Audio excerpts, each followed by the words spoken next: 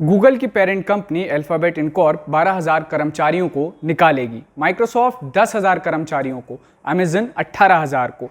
Facebook की मूल company Meta ने 2022 में 11,000 को निकाला। पिछले साल ट्विटर ने 50% कर्मचारियों को निकाला। बायजूस ने 2500 को, अनअकैडमी ने 1,000 को। प्राइवेट सेक्टर में नौकरी करनी हो और स्टेबिलिटी भी चाहिए हो तो कोई भी चाहेगा कि दुनिया की दिग्गज MNC Google, Facebook, Amazon, Microsoft से बेहतर क्या होगा। लेकिन यकीन मानिए यहाँ भी बुरा हाल है। पिछले एक साल में टेक सेक्टर में करीब 1 लाख नौकरियां खत्म हुई हैं। तो इन बड़ी कंपनियों में छटनी क्यों हो रही है? क्या बिग टेक का बुलबुला फूट रहा है? अब आईटी सेक्टर के स्टूडेंट्स को क्या करना चाहिए, ये सब बताने की कोशिश करेंगे इस वीडियो में। लेकिन आगे बढ़ने से पहले एक अपील, अगर नौकरी और रोजगार से संबंध स्तरीय कंटेंट चाहते हैं तो क्विंट के मेंबर बनिए। इसके कई फायदे हैं। क्या? ये आप इस वीडियो के डिस्क्रिप्शन में दिए गए लिंक पर जाकर देख सकते हैं। अब लौटते हैं रोजगार में मचे हाहाकार पर। अल्फाबेट में रिक्रूटमेंट और कॉर्पोरेट कामकाज से लेकर इंजीनियरिंग और प्रोडक्ट्स की टीम के लोगों को निकाला जा रहा है। अल्फाबेट इनकॉर्प अपने 12,000 कर्मचारियों को नौकरी से निकाल रही है, मतलब वर्कफोर्स के 6% की कटौती। अल्फाबेट इनकॉर्प के सीईओ सुंदर पिचाई ने छटनी की जिम्मेदारी लेते हुए माफी मांगी है। उन्होंने कहा, कुछ अविश्वसनीय रूप से प्रतिभाशाली लोगों को अलविदा कहना होगा, जिन्हें हमने काम पर रखने के लिए कड़ी मेहनत की और जिनके साथ काम करना पसंद किया। मुझे इसका खेद है। गूगल की राइवल कंपनी माइक्रोसॉफ्ट अब तक की सबसे बड़ी छटनी की तैयारी कर रही है। माइक्रोसॉफ्ट ने भी कहा है कि वो 10,000 कर्मचारियों की छटनी करेगी। ये पिछले 8 सालों में सबसे बड़ी छटनी होगी। सॉफ्टवेयर कंपनी के मुख्य कार्यकारी अधिकारी सत्य नडेला ने लिखा है कि छटनी मार्च के अंत से पहले होगी और कंपनी के 5% ग्लोबल वर्कफोर्स को प्रभावित करेगी। आखिरी बार माइक्रोसॉफ्ट ने 2014 में 18,000 कर्मचारियों को नौकरी से निकाला था, क्योंकि कंपनी ने सेल फोन और बाकी नॉन कोर बिजनेस से खुद को बाहर कर लिया था। अमेजन वैश्विक स्तर पर 18,000 कर्मचारियों की छटनी कर रहा है। भारत में लगभग 1,000 कर्मचारियों पर इसका असर पड़ेगा। सिर्फ 3 बड़ी कंपनियों अल्फाबेट, माइक्रोसॉफ्ट कॉर्प और Amazon.com इनकॉर्प में जनवरी 2023 में करीब 30,000 छटनी हुई है। Consulting firm challenger grand किस्मस Incorp के मुताबिक टेक सेक्टर ने 2022 में 97,171 नौकरियों में कटौती की घोषणा की थी, जो पिछले साल की तुलना में 649% ज्यादा है। फेसबुक की मूल कंपनी मेटा ने 2022 की सबसे बड़ी छटनी में से एक को अंजाम दिया था। कंपनी ने 11,000 से ज्यादा कर्मचारियों को, यानी तकरीबन 13% कर्मचारियों को निकाल दिया था। छटनी की बात होगी तो ट्विटर का नाम भी आना ही है। ट्विटर की कमान संभालने के बाद एलन मस्क ने 50% कर्मचारियों की छटनी की थी।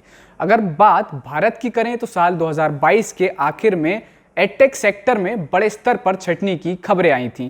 अक्टूबर में एडटेक कंपनी बायजूस ने लगभग 2500 कर्मचारियों को नौकरी से निकाल दिया था। एडटेक स्टार्टअप अनअकैडमी ने 3 दौर की छटनी की है। लागत में कटौती के लिए कंपनी ने 1,000 से ज्यादा कर्मचारियों को बर्खास्त कर दिया। अब सबसे अहम सवाल है कि इतने बड़े लेवल पर छटनी क्यों हो रही है?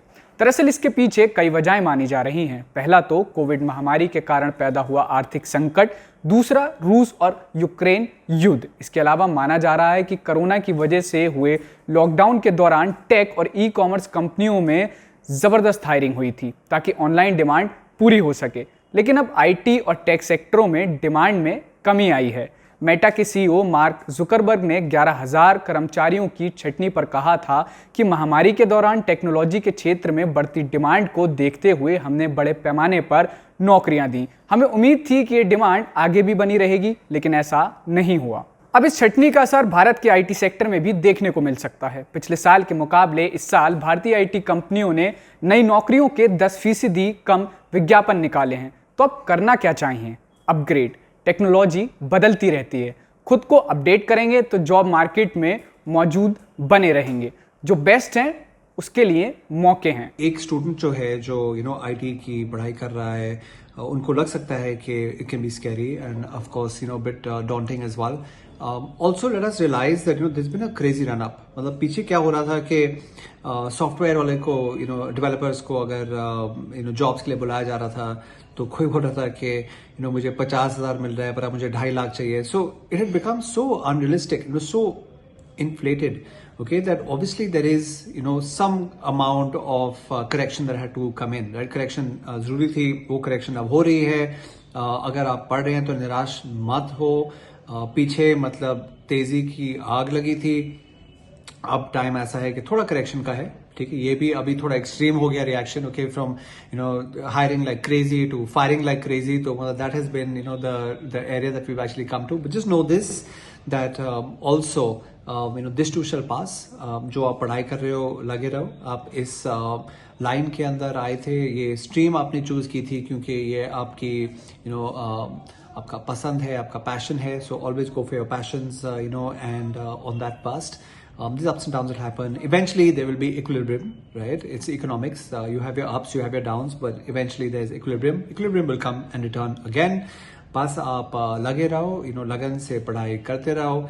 अगर आप केपेबल हो तो आपको अपॉर्चुनिटीज मिलेगी एंड आप राइज करोगे and all of that. So don't worry, be happy and just do what you need to do. This too shall pass. Don't freak out. Okay, there is an extreme reaction. My guess is that by March, April, May, you will start seeing a return to normalcy. By October, November, we'll be back to what is correct.